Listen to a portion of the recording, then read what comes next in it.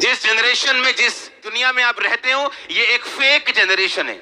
आज इज्जत बंदे की नहीं, उसके पैसों की होती है, क्योंकि ये एक फेक जनरेशन है। आप इमेजिन करो, एक घर में यीशु मसीह जा रहे हैं और सब लोग रो रहे हैं, ओए मर गई। और जैसे यीशु मसीह ने कहा, ओए मरी नहीं हो।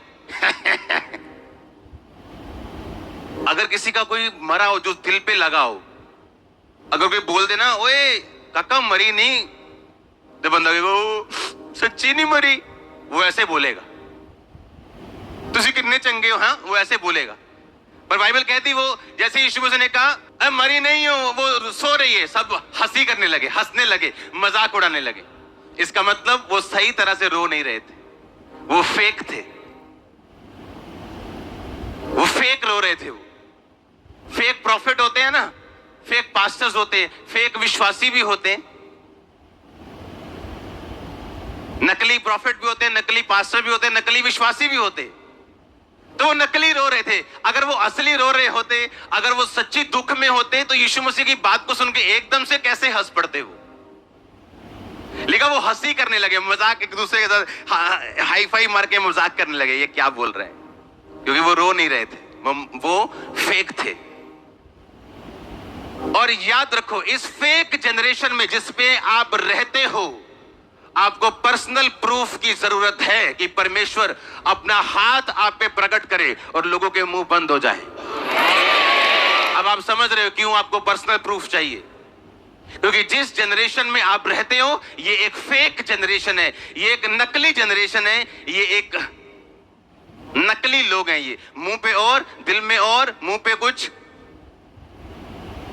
कितने मेरी बात को समझ रहे हैं? आपका भरोसा परमेश्वर पे होना चाहिए, आपकी आंखें यीशु मसीह के ऊपर होनी चाहिए, ताकि वो आपको पर्सनल टेस्टिमनीज दे। याद रखो एक बात को,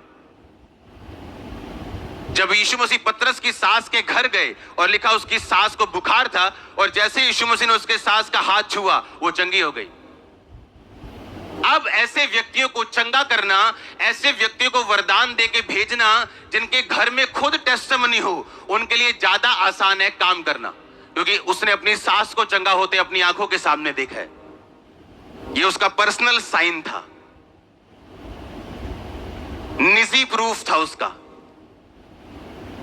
जब दाऊद ने गोलियत को मारा, तो वो पहले दिन नहीं मारा, बाइबल कहती है उसने पहले शेरों को मारा था, उसने भालुओं को मारा था। ये उसका पर्सनल प्रूफ था, पर्सनल साइन था परमेश्वर से कि मैं तेरे साथ हूं।